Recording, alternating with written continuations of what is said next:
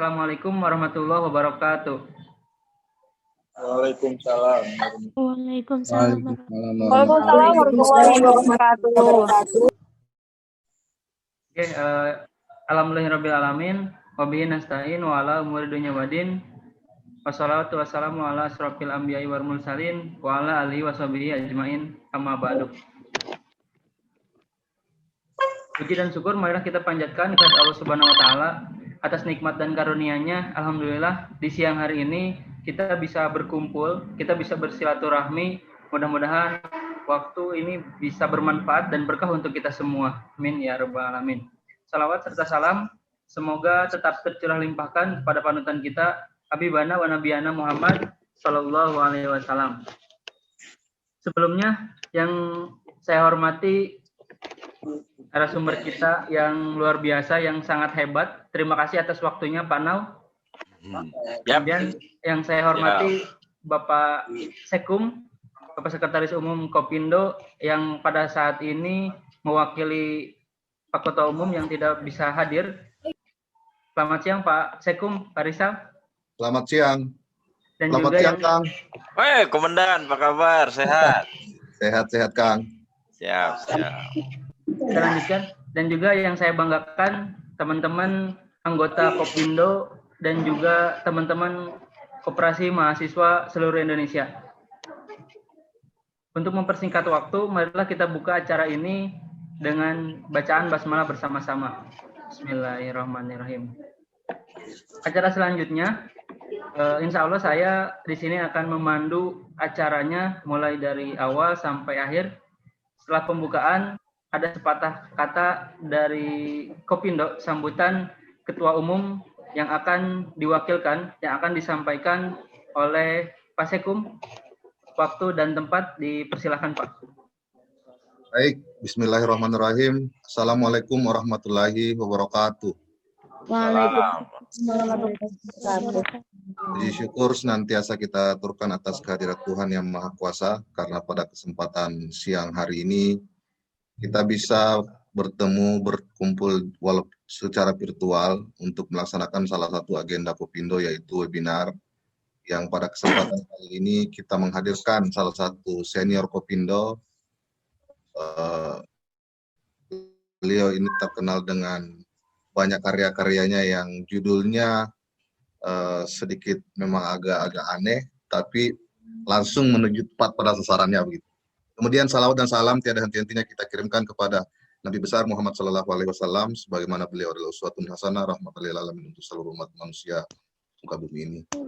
Baik teman-teman sekalian, narasumber yang saya hormati, pengurus Kopindo yang saya hormati, serta teman-teman pengurus Kopma se-Indonesia yang saya hormati. Alhamdulillah pada kesempatan kali ini Kopindo kembali menggelar kegiatan webinar yang tentu tujuannya adalah bagaimana kemudian kita sama-sama saling belajar, saling mengembangkan kapasitas diri kita dalam rangka untuk bagaimana mengembangkan koperasi kita masing-masing. Apalagi di tengah pandemi COVID-19 ini, saya pikir Kopindo dan anggotanya semuanya terimbas dengan pandemi COVID-19 ini, sehingga saya pikir pada kesempatan yang cukup berbahagia ini, tepat sekali teman-teman pengurus Kopindo menghadirkan narasumber kita yang super keren, Pak Nau, begitu dikenalnya. Beliau ini adalah pakar manajemen rumah sakit ya. Saya pikir ini kita bisa banyak mengambil pelajaran, bisa menggali ilmu beliau, tentu dalam rangka untuk kemudian mendapatkan input-input baru dalam bagaimana caranya kemudian kita bisa keluar dari tantangan pandemi COVID-19 ini. Insya Allah teman-teman pengurus akan senantiasa melanjutkan kegiatan-kegiatan webinar seperti ini. Ini tentunya adalah bagian dari upaya Kopindo agar kemudian Kopindo dan anggotanya bisa sama-sama saling sinergi, saling berkomunikasi, lalu kemudian sama-sama menemukan solusi dalam rangka untuk kita bisa mengembangkan koperasi kita di Indonesia ini. Karena tantangan kita ke depan semakin kompetitif, apalagi di tengah pandemi ini, ada banyak hal tantangan-tantangan yang sama-sama kita hadapi. Oleh karena itu tentu dibutuhkan kolaborasi, dibutuhkan di antara kita semua ini harus dalam satu ekosistem koperasi pemuda di Indonesia harus kita saling bergandengan tangan untuk selalu memberikan input-input terbaik dalam rangka bagaimana kemudian kita menemukan solusi terbaik untuk memperbaiki koperasi kita terkhusus koperasi pemuda dan koperasi mahasiswa di Indonesia. Terakhir, saya ingin menyampaikan terima kasih kepada Kang Naolo atas kesediaannya, atas waktunya untuk memberikan bimbingan kepada kami di Koperasi Pemuda dan teman-teman Koperasi Mahasiswa.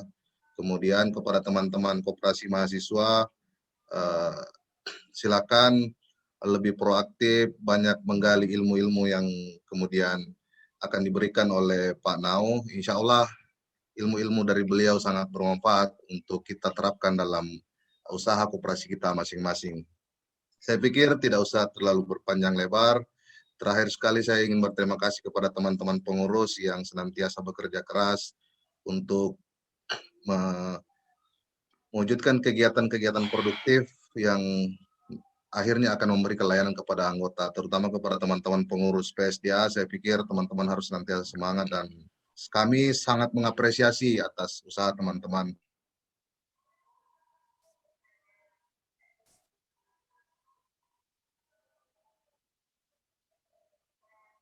Well, halo. Ya Pak. Sinyal sepertinya Pak. Sinyal ya? Iya, siap. Oh, dia nggak di Kopindo ya? Terima kasih kepada Pak Sekum atas sambutannya. Mudah-mudahan memberikan semangat bagi kita semua, khususnya Koperasi Pemuda dan Koperasi Mahasiswa se-Indonesia.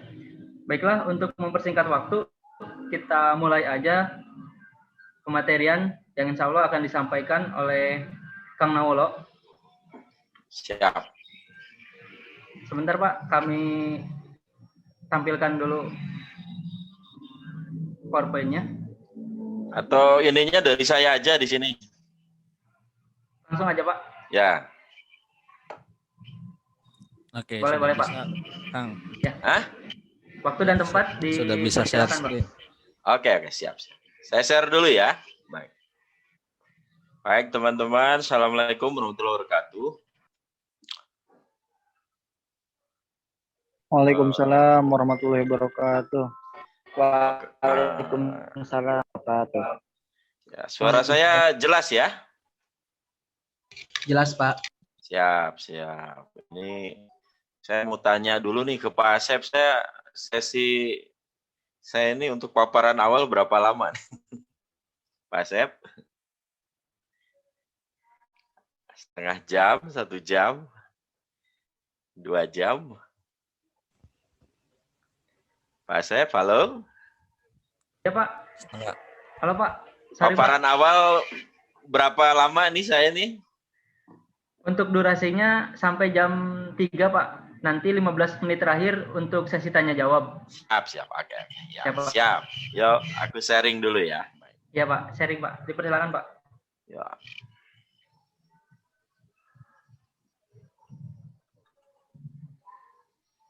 Kelihatan? Pak Asep, udah kelihatan? Jelas. Ya, guys. Assalamualaikum warahmatullahi wabarakatuh, teman-teman sekalian. Terima kasih atas undangannya di siang hari ini. Saya senang sekali bisa berkumpul dengan teman-teman semua. Kelas mana nggak? Kelas mana? Dari beberapa kota, yang tentunya ini anggota Kopindo, Koperasi Mahasiswanya. Ya, bertemu teman-teman kan seperti mengingatkan saya kembali di tahun 97, 99, itu saya menjabat Ketua Umum Koperasi Mahasiswa.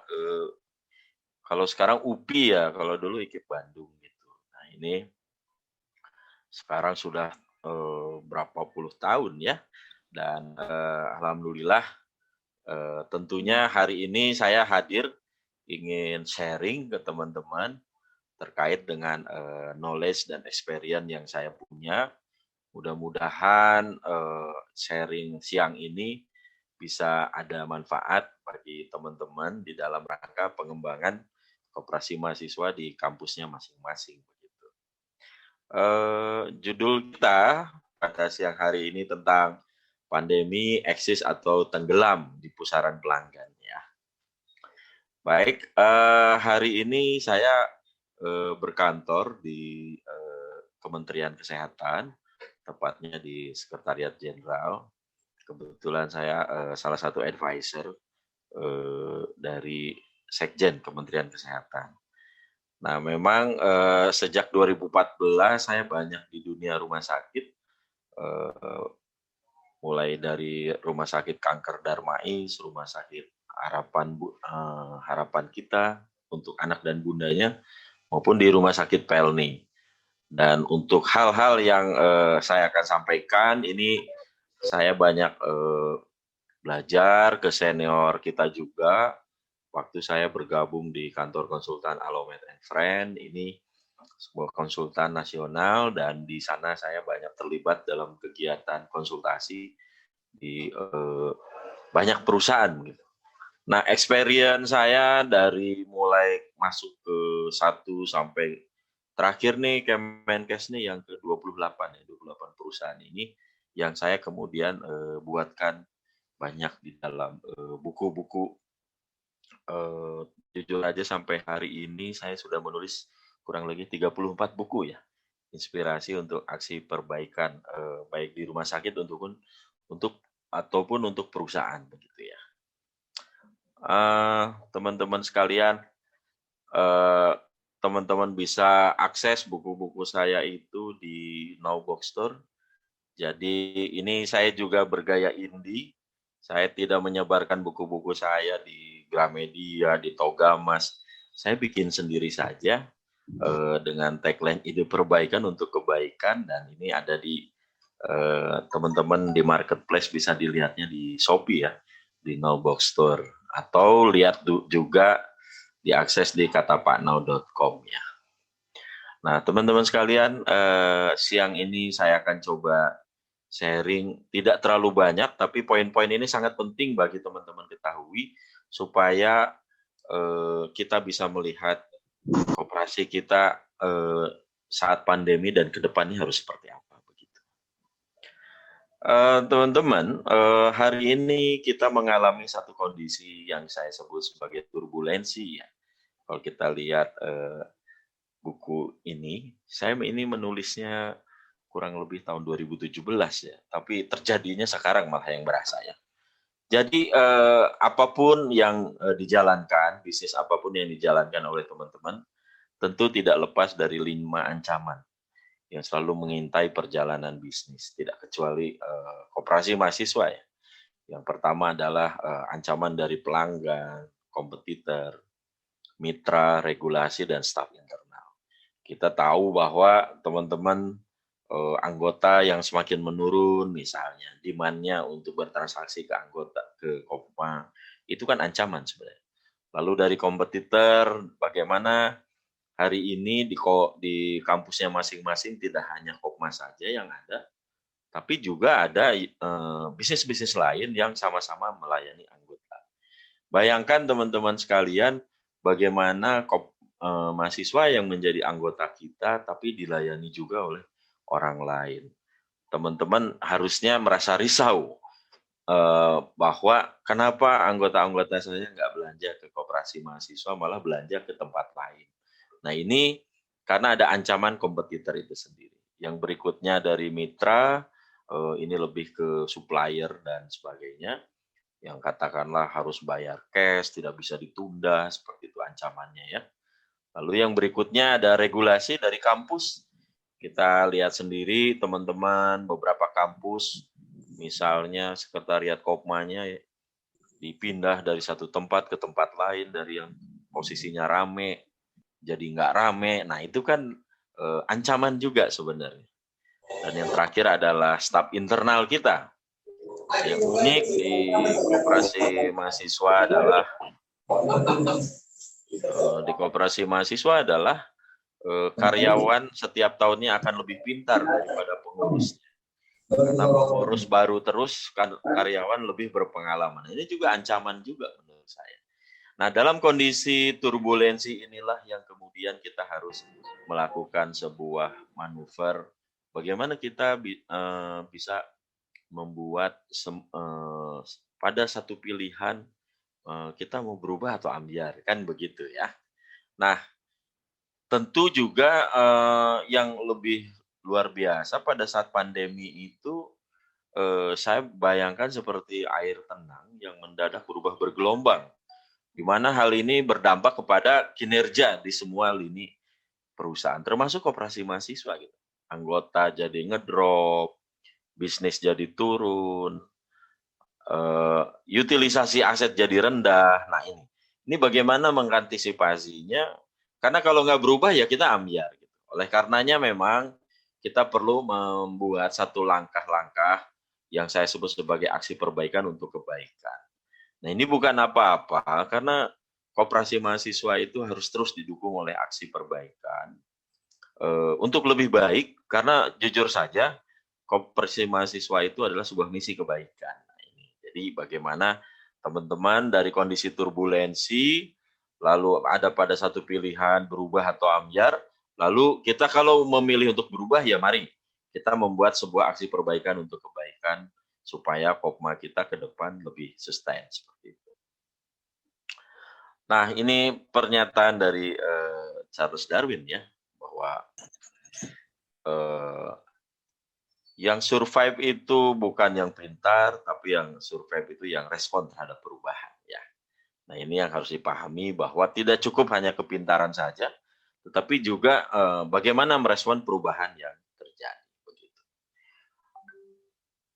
Nah ini dalam konteks ini saya akan coba sampaikan tentang tren, strategi, ide, dan result yang bisa kita capai seperti itu ya. 4 poin ini mudah-mudahan bisa menginspirasi teman-teman untuk bisa membuat aksi perbaikan untuk kebaikan. Oke, nah kita lihat tren bisnis hari ini ya. Teman-teman sekalian, hari ini ada yang kita sebut sebagai kondisi puka sebenarnya. Yang pertama adalah volatility, jadi perubahan yang tidak stabil ya. Yang berikutnya adalah uncertainty, yang sulit diduga begitu ya. Yang berikutnya adalah complexity, kompleks sekali isunya, jadi multidisiplin sekali, multivariabel, dan ambigu ya. Jadi sulit diprediksi hal-hal yang terjadi. Nah, jadi teman-teman pada saat pandemi ini mengalami satu kondisi yang namanya puka ini. Nah, bagaimana menghadapi puka dan skill apa yang dibutuhkan untuk menghadapinya begitu. Tentu di sini menghadapi situasi yang tidak stabil, perubahan yang tidak stabil, kita membutuhkan satu sikap untuk lebih orientasi ke masa depan, lalu beradaptasi dengan mindset-mindset baru gitu ya. Dan untuk melakukan komitmen untuk melakukan yang terbaik ke depan. Jadi menghadapi perubahan-perubahan yang tidak stabil ini, kita pada dasarnya harus berorientasi ke depan, lalu beradaptasi dengan mindset baru dan berkomitmen untuk memberikan yang terbaik ke depan. Nah, untuk yang kedua, ini uncertainty, ini sulit dihadapi kalau kita memang menghadapinya sendiri. Maka memang kita perlu sebuah flexibility, kolaborasi ke depan yang harus dikembangkan ya. Lalu sebuah penguatan, engagement ini juga penting. Bagaimana kita selain berorientasi ke depan, beradaptasi dengan hal baru dan berkomitmen untuk yang memberikan yang terbaik, kita juga harus menguatkan kapasitas kita, lalu fleksibel dengan kondisi yang ada dan melakukan kolaborasi. Lalu terkait dengan kondisi yang semakin kompleks, teman-teman sekalian, kita juga harus punya kemampuan di dalam hal problem solving, komunikasi, data analisis, dan clarity. Nah, yang terakhir pada kondisi yang ambigu, yang cepat berubah, nah kita juga perlu melakukan advokasi, inovasi, teknologi seperti itu ya. Jadi, teman-teman sekalian, pandemi hari ini tidak lain adalah kondisi yang kita sebut sebagai puka ini.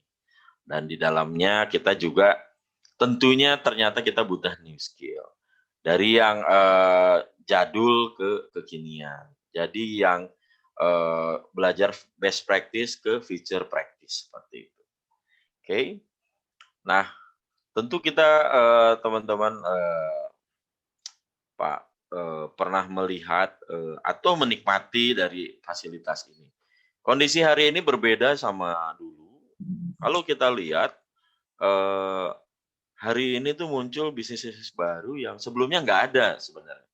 Karena sekarang fenomena bisnisnya adalah fenomena yang saya sebut memang miliknya orang-orang yang punya pengetahuan dan menguasai big data. Kita lihat misalnya Gojek.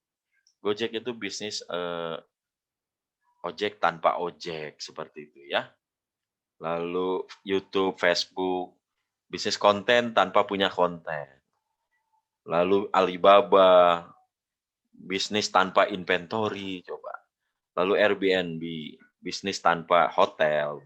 Jadi sekarang itu tren ke depan itu adalah karena ini kita masuk kepada industri informasi, maka siapa yang punya konten yang bagus dan yang punya big data, yang pelanggan yang banyak, dia akan menjadi pemenangnya begitu.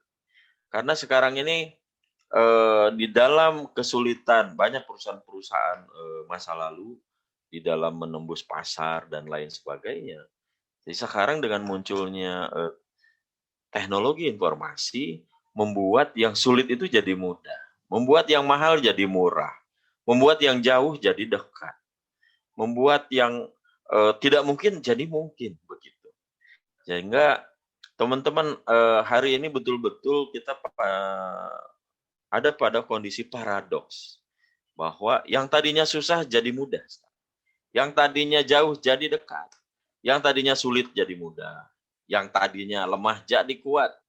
Nah, kondisi-kondisi terbalik inilah yang saya sebut sebagai turbulensi, yang turbulensi itu sendiri dikategorikan di dalam 4 kondisi tadi, PUKA tadi.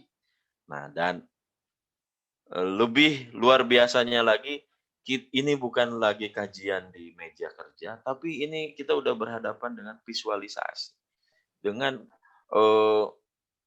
kekuatan-kekuatan bisnis yang hadir dengan berbasis pada kekuatan pengetahuan dan big data. Bagaimana ke depan mungkin universitas akan hilang. Why not?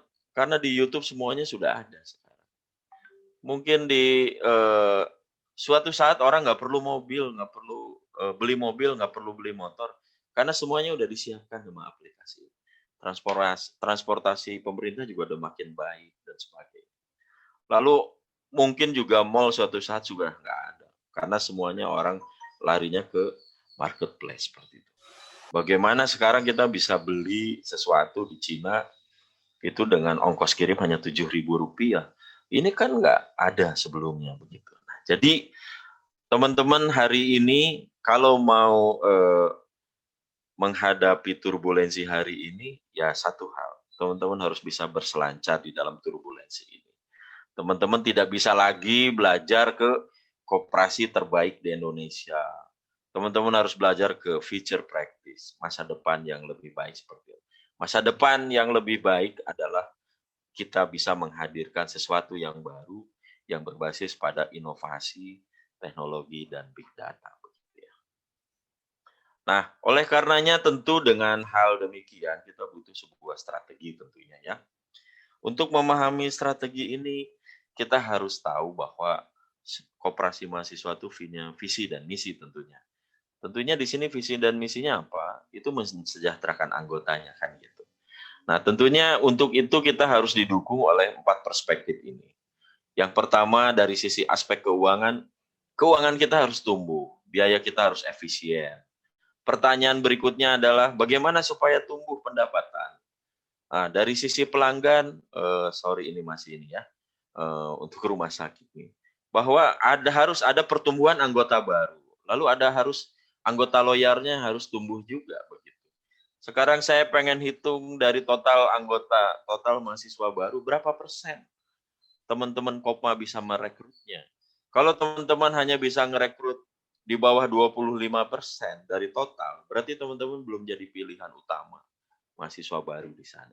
Sehingga harus digenjot gimana caranya anggota kita bisa sampai 25%. Lalu juga jangan salah, anggota lama juga harus di-manage. Jangan udah diksar ditinggalin begitu aja. Ini kan kayak anak ditelantarin. Nanti tinggal pas mau lulus baru mulangin simpanan pokok, simpanan wajib. Ini kan yang salah menurut saya. Sehingga bagaimana teman-teman yang sudah direkrut di Diksar, di DMK, dan lain-lain, itu mestinya memang partisipasinya ditingkatkan melalui kegiatan kepanitiaan, melalui keterlibatan dalam kegiatan-kegiatan, dan lain-lainnya. Malah dari sini kita bisa dapat yang namanya calon pengurus masa depan. Karena salah satu yang menjadi challenge koperasi mahasiswa itu di sini adalah kaderisasi dan partisipasi. Nah, bagaimana kita meningkatkan dari sisi pelanggan ini kaderisasinya bisa menjadi pilihan koperasi mahasiswa di mahasiswa di sana. Lalu anggota-anggota yang sudah jadi mahasiswa yang sudah jadi anggota juga harus ditingkatkan partisipasinya. Jangan cuma pengurus sibuk ngurus pengurusnya sendiri saja. Nah, tentunya ketertarikan orang terhadap koperasi mahasiswa juga tidak terlepas dari aspek proses layanan. Artinya bahwa koperasi mahasiswa perlu punya layanan unggulan dari hasil kerja yang efektif dan efisien. Ini hanya bisa dilakukan ketika dari sisi pertumbuhan teman-teman pengurus itu punya kompetensi yang mumpuni. Budaya kerja juga yang kondusif. Lalu juga ada pendayagunaan teknologi yang tepat guna. Nah, jadi teman-teman sekalian, bisnis roadmap ini dari koperasi mahasiswa ini harus dipegang sama teman-teman dalam kondisi apapun, termasuk PUKA hari ini. PUKA hari ini kan memukul semuanya. Aspek keuangan kita turun. Aspek pelanggan kita ngedrop. Proses layanan kita, utilisasi aset sangat rendah. Toko jarang dikunjungi, fotokopi jarang dikunjungi, box store jarang dikunjungi. Sehingga apa yang terjadi, kita seperti bingung begitu. Nah, tapi nggak usah bingung, sekarang itu ada satu fenomena di mana kalau kemarin orang senang ngedatengin, sekarang itu orang itu suka didatengin. Nah, ini strateginya seperti apa ini yang mau saya sampaikan. Nah, tentu ini yang harus ke depan yang harus dikembalikan lagi oleh teman-teman pasca pandemi ini, bahwa kita harus menyiapkan layanan berkualitas untuk anggota-anggota kita sebagai market kita. Lalu juga layanan harus dibuat lebih lancar. Saya sarankan kalau Diksar itu kalau bisa setiap minggu bikin Diksar, supaya kaderisasinya terekrut setiap minggu. Dan pengurusnya juga jadi sibuk, punya jam terbang untuk mengajar di sini. Lalu juga kita berharap kalau layanan berkualitas dengan flow lancar ini akan membangun ketertarikan, sehingga apa? Volume layanan kita akan tinggi. Kita akan menjadi pilihan bagi mahasiswa di kampusnya. Dan kita berharap kalau volume layanan tinggi ini, maka income kita akan tinggi dan biaya kita akan rendah. Sehingga di ujung sini, sisa hasil usaha kita akan lebih bagus. Sehingga ketika lebih bagus, kita bisa alokasikan untuk pengembangan, untuk SHU, dan lain-lain. Sehingga teman-teman sekalian, dari peta yang tadi, kita harus merancang semuanya ini dalam bingkai ini semua. Begitu. Yang tadinya pelanggan koma turun, kita naikkan. Yang tadinya income turun, kita naikkan. Yang tadinya sekarang biaya tinggi, kita turunkan. Yang tadinya layanan seperti tidak ada uniknya dengan bisnis lain di sekitar kampus, kita bikin unik. Yang tadinya make everything ribet, kalau ke koma, kita bikin make everything simple. Nah, ini kondisi ideal dalam perspektif anggota kita. Ya. Nah, tentunya kita berharap bahwa SDM yang kita miliki beban kerjanya optimal. Kalau ini optimal, pasti utilisasi asetnya optimal. Dan kita juga mendapatkan pelanggan yang optimal. Jadi kalau kondisi pandemi hari ini posisinya ada di gambar-gambar merah ini, bahwa SDM kita underload, fasilitas bisnis kita underload, volume layanan kita underload, maka tugas kita pasca pandemi ini semuanya harus lebih optimal. Karena apa? Kalau fasilitas optimal, SDM optimal, pelanggan optimal, maka kondisinya adalah pendapatan akan lebih tinggi dan biaya lebih efisien. Oke. Nah, yang berikutnya ini ada beberapa ide yang bisa kita kembangkan untuk koperasi mahasiswa di kampusnya ya.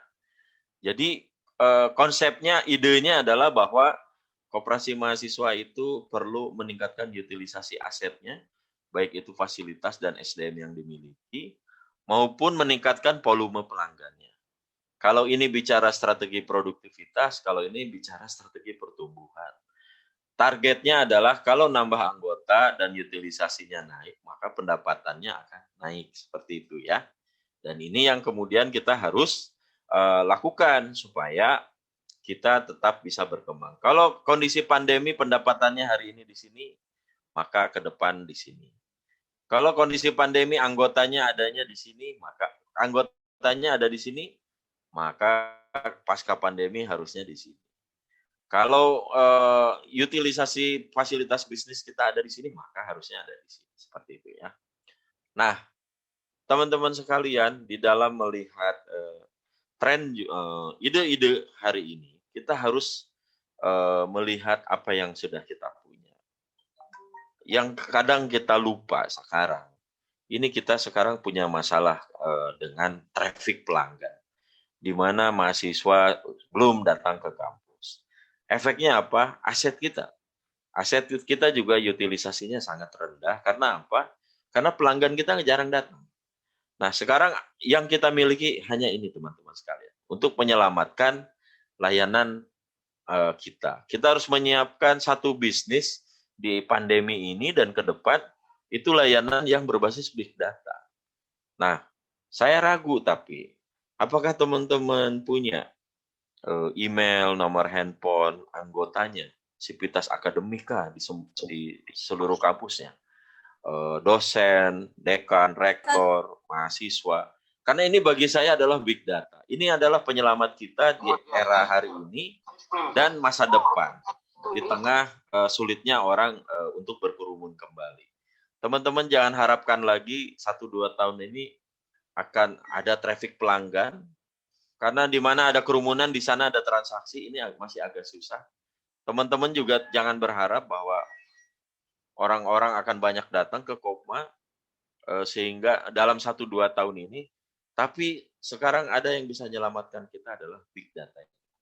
Big data ini yang harus kita olah, dan inilah yang saya sebut ketika teman-teman punya produk layanan yang bagus dengan dukungan big data, anggota kita, pengurus kita, Sivitas Akademika kampus kita, maka ini yang akan menjadi penawar untuk keberlanjutan di era pandemi dan ke depan. Tentu bisnisnya harus kita rubah, yang tadinya offline jadi basisnya online, yang tadinya offline jadinya onsite, yang tadinya offline saja sekarang harusnya basisnya adalah omnichannel. Jadi why not teman-teman harus bergeser dari bisnis offline ke bisnis online. Karena bukan apa-apa teman-teman sekarang dalam 1 tahun ke depan saja kita masih ragu apakah orang masih boleh datang ke kampus atau tidak. Nah, tentu di dalam membangun inovasi ini yang harus kita pikirkan, di dalam produk development-nya harus low cost dan high volume. Kenapa low cost? Karena orang cenderung hari ini menahan uang mereka ya. Kita berharap dengan low cost itu bisa menghadirkan high volume. Jadi produk-produk yang harus ditawarkan harus murah teman-teman. Kantong mahasiswa di era pandemi itu mungkin 30% lebih rendah daripada di kondisi ini. Lalu juga di dalam pelayanannya harus lebih make everything simple. Kalau bisa minta sekarang kelar kemarin barangnya, begitu kan? Atau misalnya 1 jam diantar dan sebagainya. Lalu di dalam inovasi delivery, kalau dulu kita hanya mengandalkan offline, di mana kita kayak nunggu aja para mahasiswa datang ke koperasi mahasiswa, tapi sekarang udah harus beralih ke online, onsite, dan omni-channeling. Ini contoh-contohnya sudah ada teman-teman sekalian, tentang offline ya bisnis yang ada hari ini, online kita bisa daya gunakan, marketplace saja dulu, jangan bikin aplikasi dulu karena itu high investasi. Lalu onsite, jadi teman-teman berkunjung, ke tempat tinggal, dan ini kalau mungkin iya, kalau enggak usah. Nah, omni channeling ini pengertiannya pesannya bisa order via aplikasi dan diantar ke rumah begitu. Nah, ini omni channeling. Jadi lebih dari satu channel. Nah, yang berikutnya adalah ini beberapa contoh ya. Bagaimana inovasi itu bisa dibuat dari aspek keuangan, aspek pelanggan ya. Ini contoh-contoh yang sudah dilakukan di industri lain ini bisa jadi inspirasi oleh teman-teman dalam berinovasi di koperasi mahasiswanya. Dari sisi keuangan, bagaimana meraih new revenue. Nah, itu tadi yang saya bilang dari bisnis offline menjadi online. Lalu inovasi pada segmen pasar pelanggan tertentu. Why not teman-teman mengembangkan bisnisnya untuk yang hobi sepeda, untuk biker, dan lain-lain yang ada di kampusnya. Lalu menghadirkan pelanggan-pelanggan selama dilayani, membangun jaringan baru, perkuat branding di fokus market tertentu. Ini contoh-contoh ya. Lalu dari sisi proses, penyediaan produk baru, platform baru, solusi baru, supply chain, new channel gitu ya. Dan lalu juga di organisasi melakukan reorganisasi. Jadi pengurus sekarang nggak perlu banyak-banyak, tapi pengurus itu 7, 6, tapi multi talent gitu ya, bukan multi talent, multi talent. Jadi dia bisa bekerja basisnya dia punya energi untuk bersinergi dengan yang lain supaya hasilnya bergigi begitu. Jadi konsepnya berkolaborasi. Jadi jangan jadi masalah pengurus jarang hadir di rumah masing-masing, tapi bisnis harus tetap berjalan. Nah, tentunya dari produk yang sudah dimiliki tadi, inovasi produk yang sudah dimiliki, teman-teman harus membuat co-brand journey ya. Ini jadi nge-branding koperasi mahasiswanya. Ini story ininya, journey-nya. Jadi setelah produk dimiliki, kita harus punya brand identitas baru dari koperasinya. Katakanlah Kopma UPI make everything simple, nah gitu. Atau Kopma Unan lancar jaya, apalah macam-macam. Itu kan brand identity ya. Nah, setelah produk dan jargonnya punya, maka kita harus perkenalkan awareness lewat newsletter, lewat website, lewat artikel, dan lain-lain seperti itu. Lewat sosial media ya, Facebook, IG, Twitter. Karena sekarang eranya di sana, di ekosistem digital. Lalu juga teman-teman harus sering melakukan edukasi. Jadi kayak Zoom sekarang atau lewat IG, lewat YouTube, itu harus sering dilakukan. Karena sekarang eranya model bisnisnya adalah from sharing to selling. Jadi teman-teman jangan jualan melulu tapi nggak pernah sharing apa yang punya value bagi teman-teman sekalian. Jadi menurut saya teman-teman Kopma sudah saatnya punya YouTube channel ya. Jadi supaya memperkenalkannya lebih visual. Karena orang-orang sekarang lebih senang informasi yang bergerak. Itu dengan video-video pendek. Nah, jangan lupa juga selain edukasi, teman-teman harus melakukan promosi. Jadi bulan ini ada promo apa di Kopmanya, bulan besok ada promo apa. Jangan ke Kopma itu cuman ketemu itu pas Diksar, DMK, sama RAT aja gitu ya teman-teman. Jadi harus ada produknya itu melakukan promosi. Bulan promosi, bulan Maret, bulan Juni, bulan Juli. Setiap bulan ada promosinya. Ini ada momentum bentar lagi Lebaran. Bagaimana teman-teman harusnya memanfaatkan momentum itu untuk mendesain dari sekarang produk unggulannya, operationnya maupun delivery-nya. Bagaimana teman-teman bisa menawarkan baju Lebaran, kue Lebaran. Ini ngetes aja menurut saya. Jadi jangan lupakan momentum di dalam journey ini, karena setiap bulan itu ada momentumnya. Nah, ini ujian terbesar kita nih di bulan Lebaran, bagaimana kita bisa memanfaatkan momentum Lebaran untuk meningkatkan income kita. Karena kalau di kondisi puasa Lebaran tuh orang Indonesia biasanya bisa 4 kali lipat ya pengeluarannya. Nah, tentunya juga teman-teman jangan lupa memberi apresiasi ke anggota yang sudah aktif, dikasih award gitu ya, dikasih penghargaan. Walaupun sebatas hanya ucapan terima kasih telah bertransaksi 1 kali, 2 kali, tapi ini penting, apresiasi ini bahasa hati sebenarnya. Dan tentu yang terakhir adalah teman-teman perlu melakukan membangun jaringan sebagai upaya memperbesar skala. Nah, kita alhamdulillah punya Kopindo, jadi teman-teman terkoneksi dengan jaringan Kopma se-Indonesia, ini juga sebagai upaya untuk meningkatkan jaringan. Nah, tentu teman-teman sekalian, hasil di atas itu bisa dicapai kalau ada support ya. Yang pertama, kalau saya lihat teman-teman hari ini dan ke depan harus punya new mindset, new attitude dan behavior, new way untuk melakukan sesuatu. Nah, teman-teman harus inovatif, tangguh, cerdas, mengambil resiko, fleksibel, dan lain sebagainya. Ini yang dibutuhkan hari ini di saat pandemi dan ke depan. Jadi jangan kemudian punya cara kerja lama. Cara kerja lama harus tinggalkan, dibangun dengan cara kerja yang baru. Nah, ini kenapa tadi merubah mindset? Karena ternyata mindset itu paling dominan. Bisa merubah orang dari before sampai ke after gitu ya. Jadi mindset ini seperti motivasi dan kepercayaan diri, memiliki dampak yang lebih besar terhadap ini kalau akademik ya, 2 kali lebih berpengaruh daripada latar belakang sosial ekonomi. Nah, ini mindset, keyakinan. Jadi dia akan menumbuhkan keyakinan. Nah, tentunya teman-teman yang dibutuhkan pada kondisi pandemi hari ini dan ke depan adalah grow mindset, bukan fix mindset ya. Jadi grow mindset hanya didapat kalau kita menjadi the agile learner, jadi menjadi orang-orang yang pembelajar begitu. Jadi kalau orang-orang yang pembelajar itu dia akan selalu bisa hidup dalam kondisi yang tidak bisa diprediksi, yang selalu berubah, dan disruption yang sedang terjadi hari ini. Dan mereka mempunyai kapasitas untuk selalu melakukan perubahan. Jadi teman-teman sekalian, hari ini harusnya teman-teman itu mempunyai spirit untuk terus belajar hal baru. Kenapa demikian? Karena pengetahuan baru itu munculnya 8 jam sekali hari ini. Jadi nggak ada kata lain, belajar itu udah menjadi bagian dari misi yang harus dijalankan oleh teman-teman koperasi mahasiswa di dalam rangka menghadapi pandemi hari ini begitu.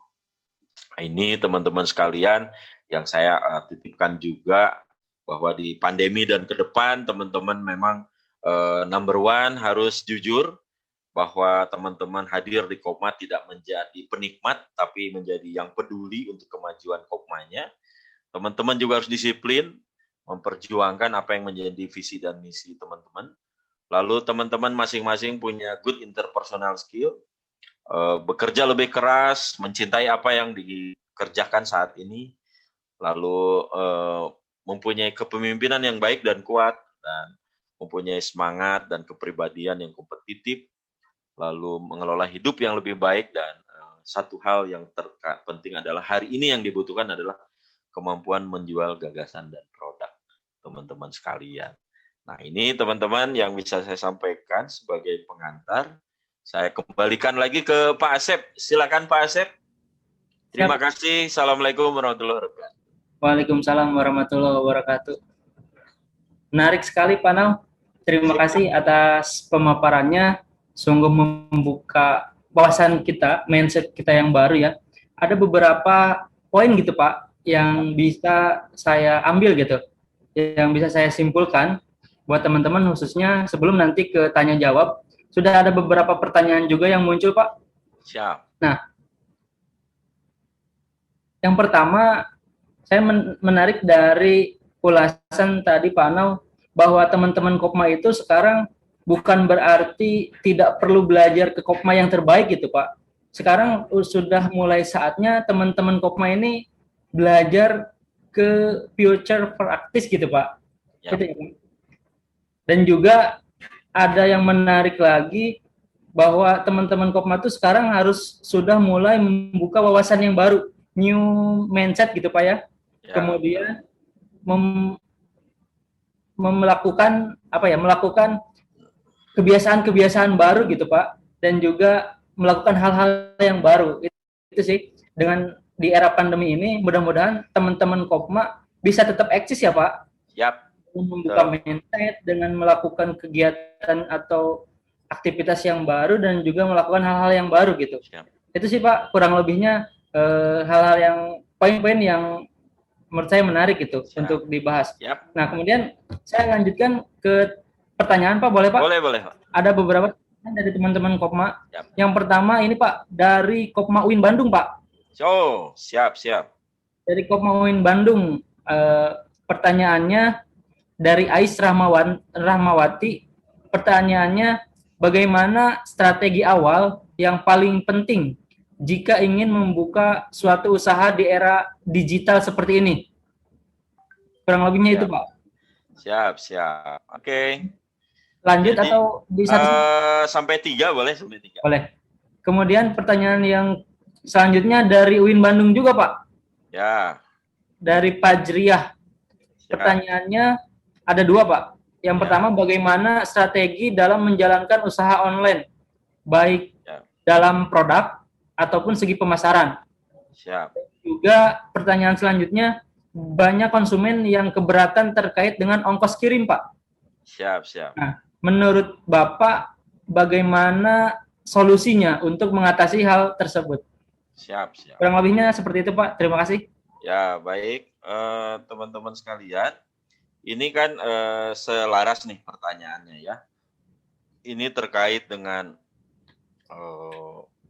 hari ini kita masuk kepada satu ekosistem yang disebut ekosistem digital ya.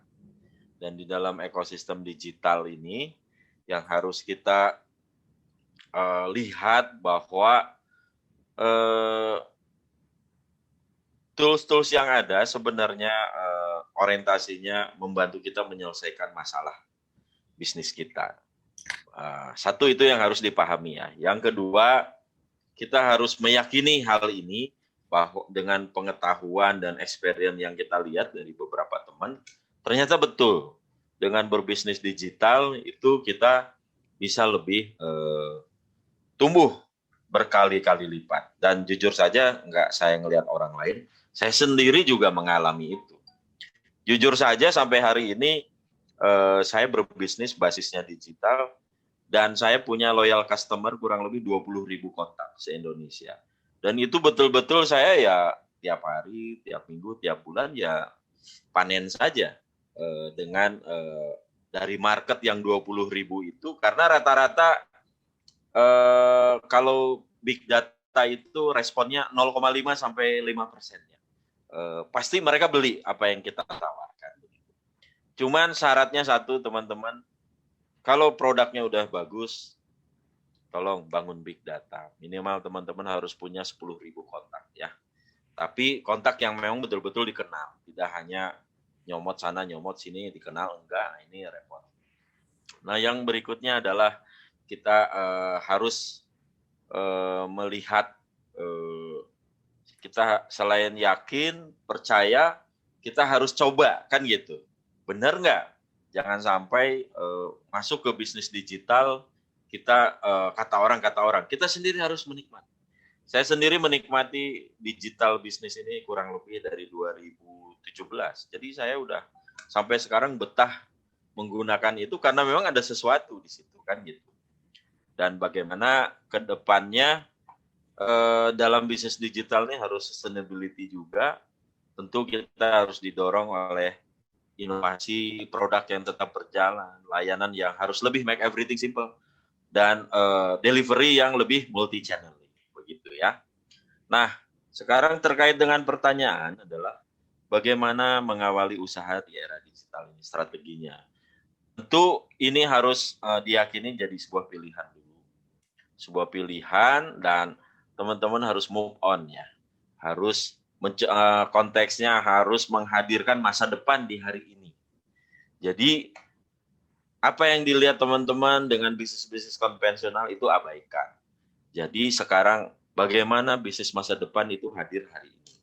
Nah ini yang tentu teman-teman harus membangun keunikan di sana. Keunikan itu bisa dari sisi produk, bisa dari sisi layanan, bisa dari sisi keterjangkauan harga. Karena 3 hal ini saya lihat buat pelanggan itu melihat itu. Jadi menurut saya strategi yang harus dilakukan oleh teman-teman adalah low cost company. Jadi bagaimana teman-teman menawarkan perusahaan yang harga terjangkau tapi high volume. Itu strategi yang harus kita lakukan sekarang. Sekarang saatnya jangan jual yang murah, mahal-mahal. Karena orang udah males ngelihat yang branding. Orang lebih kepada need. Karena dengan kondisi keuangan yang saat ini masih kurang baik begitu. Nah, yang berikutnya adalah strateginya, bagaimana ini ketika sudah memilih produk, ini bisa di-delivery secara baik dengan satu yang saya ingatkan. Pelanggan itu nggak suka ditekan, tapi senang disentuh. Jadi sentuhlah pelanggan ibarat batu yang tadinya air ditetes, akhirnya pecah juga. Dan teman-teman bisa menggunakan gambar journey tadi. Jadi kalau teman-teman pakai gambar yang ini ya.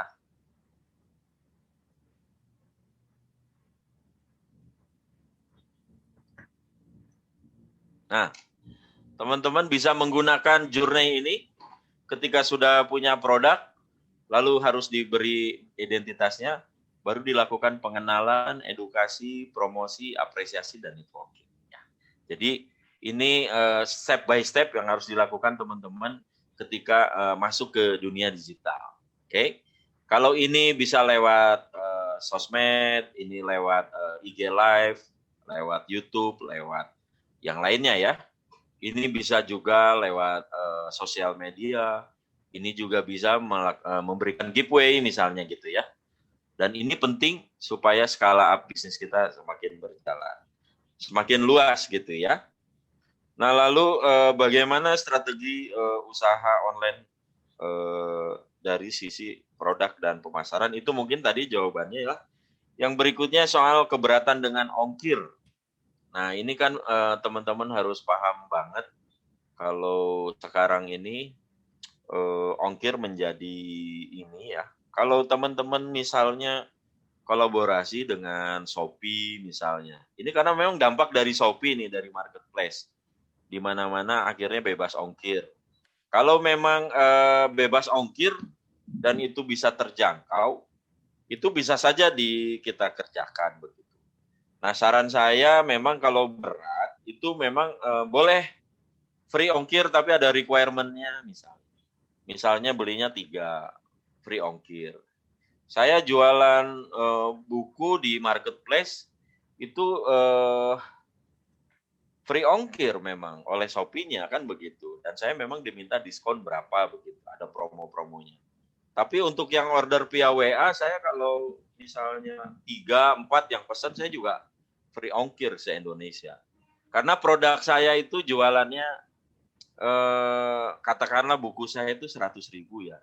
Ini saya buka aja nih ke teman-teman ya, supaya teman-teman juga paham. Jadi kalau menentukan harga jual itu harus ditambah 70% dari harga produk ya. Jadi kalau bikin 30.000, teman-teman harus jualnya 100.000. Karena di dalam 70% itu kan ada keuntungan, ada biaya promosi, ada biaya operasional dan lain-lain. Itu supaya apa, leluasa. Nah, tapi bagaimana yang 30.000 itu ketika dijual 100.000 orang percaya? Nah, ini kan bicaranya tentang kemasan, identitas ini.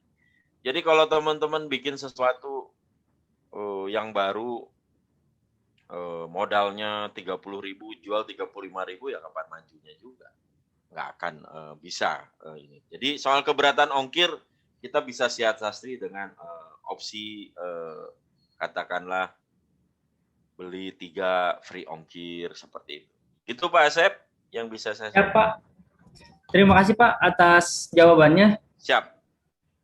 Silakan teman-teman atau mau ngobrol langsung sama Pak Nal, barangkali ada ingin gitu, langsung nanyanya, boleh teman-teman silakan. Ada nggak? Barangkali ada yang mau, satu orang yang mau komunikasi langsung, tanya jawab sama Pak Nal, mumpung ada kesempatan.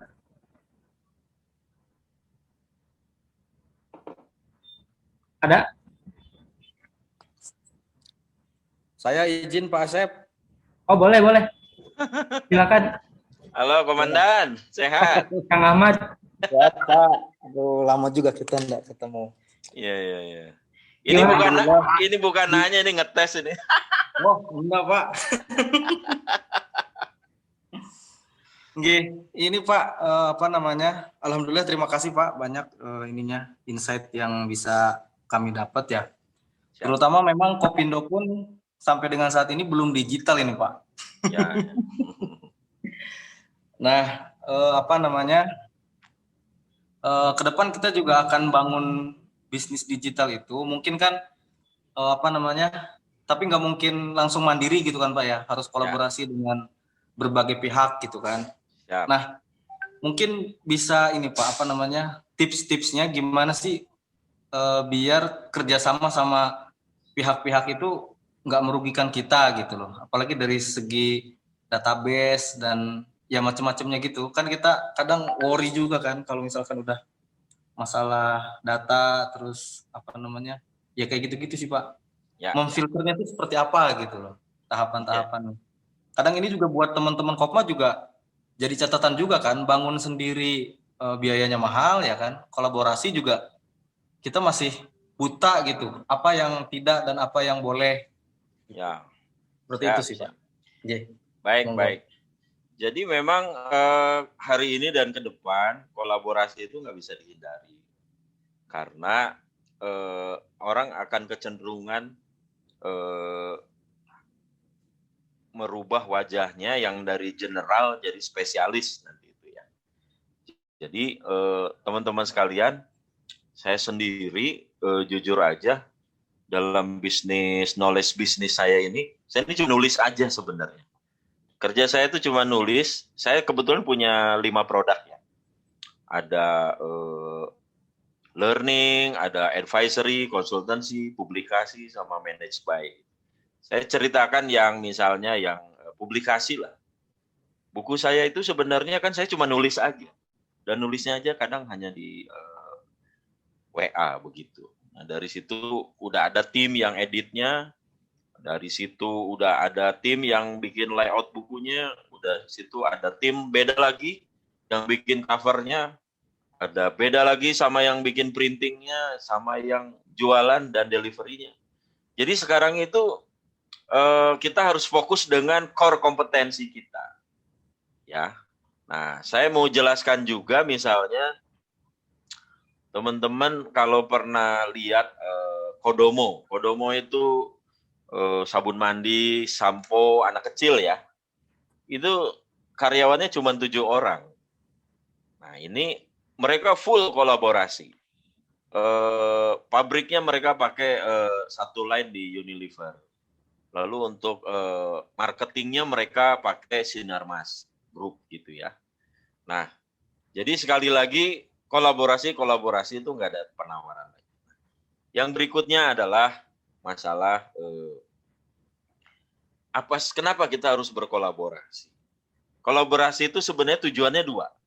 Yang pertama meningkatkan pendapatan, yang kedua efisiensi biaya. Itu kolaborasi. Jadi kalau kolaborasi malah menurunkan pendapatan, malah meningkatkan biaya, itu jangan kolaborasi, kan begitu. Ini prinsip dari kolaborasi itu sendiri. Sehingga bukan apa-apa, kalau cost kita lebih rendah, income kita lebih tinggi, itu adalah tujuan dari kolaborasi. Nah, pertanyaannya adalah di dunia digital ini, kita bicara soal big data. Teman-teman sekalian, soal big data ini, nomor HP kita aja ada dicolong sama siapa aja. Sama bank, sama kartu kredit, sama setan kredit.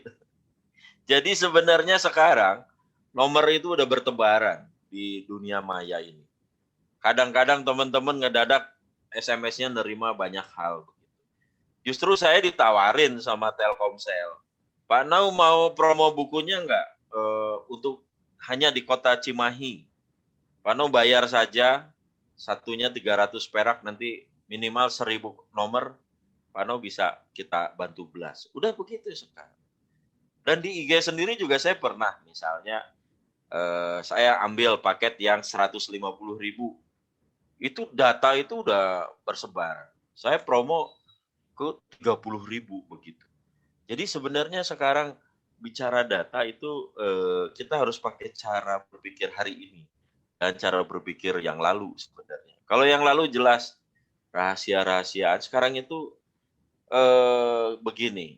Data itu akan menjadi uang kalau bagi yang ngerti memainkannya. Tapi kalau yang nggak ngerti cara main, ya nggak jadi apa-apa data itu. Karena apa? Data itu adalah jadi informasi. Informasi itu untuk apa? Ambil keputusan. Keputusan untuk apa? Ya untuk yang lebih baik. Sehingga jujur saja, saya misalnya di satu rumah sakit bingung saya. Setelah saya bedah datanya mereka punya 1 tahun itu 500.000 pasien.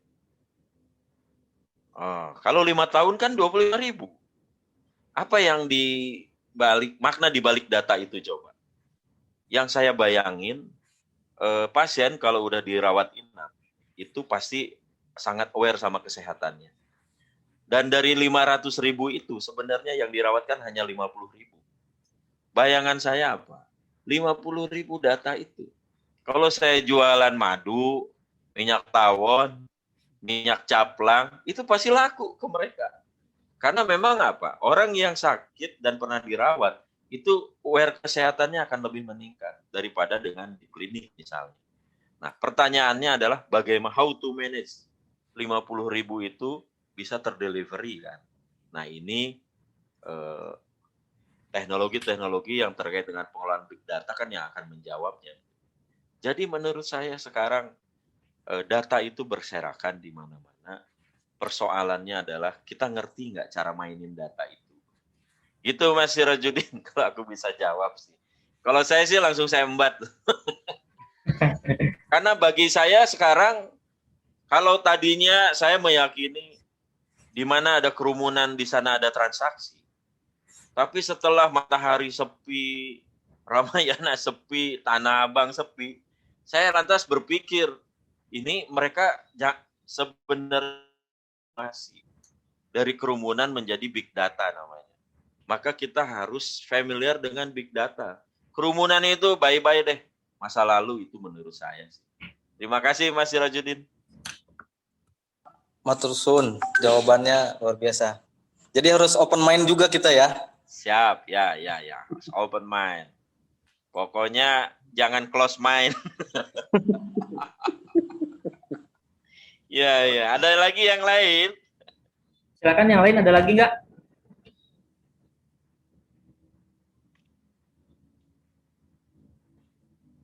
Ada lagi? Kira-kira cukup Pak, waktu juga sudah jam 3 lebih. Mohon maaf Pak, waktunya lebih sedikit dari waktu yang ditentukan. Siap. Okay. Terima kasih atas perhatiannya. Mohon maaf apabila banyak kekurangan Pak.